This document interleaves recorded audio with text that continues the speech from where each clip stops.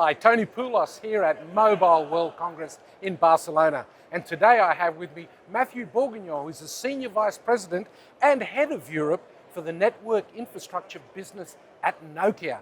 Matthieu, welcome. Good to catch up at last. Look, I know that Nokia is clearly diversifying into new markets all the time, including enterprises and the Webscalers. But what is keeping your traditional CSP customers awake at night? And what are they talking to you about? Very interesting question. So, in fact, in Nokia, we have a very clear strategy. We want first to grow our market share in the traditional CSP business, where we have a clear technology leadership. Second, we want to expand our share on the web and enterprise. And we would like to have something like 3 billion of business in 2025 by organic growth in this area. The third pillar of our strategy is, of course, to continue to develop actively our portfolio. We want also to develop new ways of selling, like as a service. And you know, ESG is very important for us. So ESG, as you know, we would like to have it as a competitive advantage and to have Nokia becoming a trusted partner of choice for the whole industry. So back to the diversification. It's clear that all the CSP today sometimes might struggle a bit to find new ways of revenues. So, of course, the B2B is one way.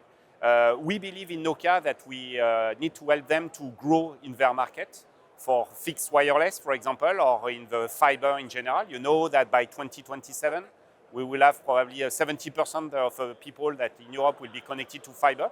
But fixed wireless also, is an opportunity also to increase the ARPU and to connect people that are not yet connected with the fiber. This is the first very good example. They are also working closely with the hyperscalers. This is an essential part of their strategy. They might have some concerns sometimes because they are very present in their network and they could also already address their end customers. So that's why they are building partnerships. And you know that hyperscalers are today part of our strategy.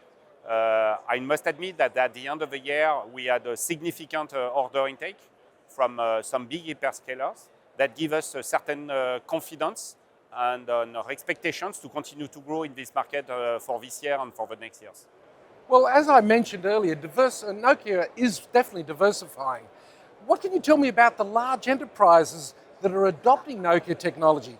What and why are they using it for? And perhaps utilities and transport could be a good place to start. So these large companies sometimes have a physical network. Rail, gas pipeline, water pipeline, electricity. So by definition, they have a network, and of course, they have sometimes a lot of fiber. So they want to develop a mission-critical network to ease their operations and to facilitate their work. So I must admit that today in the railway business, for example, but also in the utilities, we have a strong market share because it's exactly what we deliver on the market. You know, in network infrastructure, we say that we are building business and mission-critical networks based on our technology, whatever fixed access, IP routing, DC fabric, data center networking, and also optical transport. And this is exactly their need today. But of course, with the new portfolio that we have, with DC fabric, for example, we want to enter in the data center space. And it opens a lot of doors for many companies. And what makes Nokia relevant to the web-scale companies, particularly those that are in the cloud infrastructure building? But in fact, the hyperscalers are today our customers. But all these people have data centers. And between data centers, you can imagine that you need to connect them. And we believe that we are a partner of choice for the connection of these data centers, especially at the age of AI. Why? Because there will be a lot of SLA or requirements technically to connect the data centers. I had the chance a couple of weeks ago to be in Dubai, where I met an hyperscaler, and he told us that before COVID, the traditional bit rate or bandwidth between data centers were 100 gig.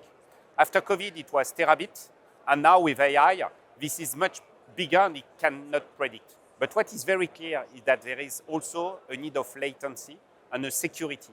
And in Nokia, we are putting a lot of emphasis on the protection of networks, threat detection, and also being ready for quantum computing, because as you know, our network are already quantum safe. Well, we're well aware about the importance of fibre rollouts, but what are the biggest challenges to accelerating that rollout? So in US, for example, we have seen that the government has been pretty active to help or support the fixed access in general. We believe, and there is a strong expectation from us to continue to grow in this area. We expect that some governments in Europe might do the same, and it has been the case in many countries that we have in Europe. But to complement the fiber, as I said, fixed wireless access is a very good opportunity in the B2B business for SMB as a backup solution for the existing fiber solutions, but also for B2C. We can connect people that are not yet connected to the fiber. And we believe that it can be, yes, a good complement to fiber. And by the way, on fiber, we used to have FTTH with gigabit, but we see a lot of proposals on the market in 10 or 25 gig. This is our proposal that today, because we believe that this bandwidth, even though there is not an exact use case at home, this is a real RPU booster. And as we said at the beginning, CSP are looking for new revenue streams. And we believe that this increase of bandwidth is a must to continue to develop the revenues. What role does Nokia's network infrastructure division play in the Metaverse and smart environments, for example? And how do you think things may develop in this area? So as I said, in network infrastructure, we say that we built business on mission-critical networks. Metaverse was in the mouth of everybody last year, Industry 4.0, etc. We consider that in Nokia, and especially with network infrastructure, we enable the Metaverse. So in Nokia, we see three kinds of Metaverse. The consumer Metaverse, that is typically the gaming at home, etc. So where you need very strong capacity. So, and this is exactly what we deliver with the FTTH solution. There is the enterprise Metaverse. This is based kind of collaboration with the avatars that you can imagine with solutions like Teams, etc., or Zoom that you have today in the company. And there is the industrial Metaverse. And the two killer hubs that we have seen so far and we have experienced is everything that is based on AR, VR, and also everything that is digital twin. But to do this, you need to have an extremely reliable network without outage, with extremely good latency management. And this is exactly what we propose in Nokia. Merci, Matthieu. It's been fabulous talking to you. You obviously know what's going on in the industry. Thank you so much. Thank you.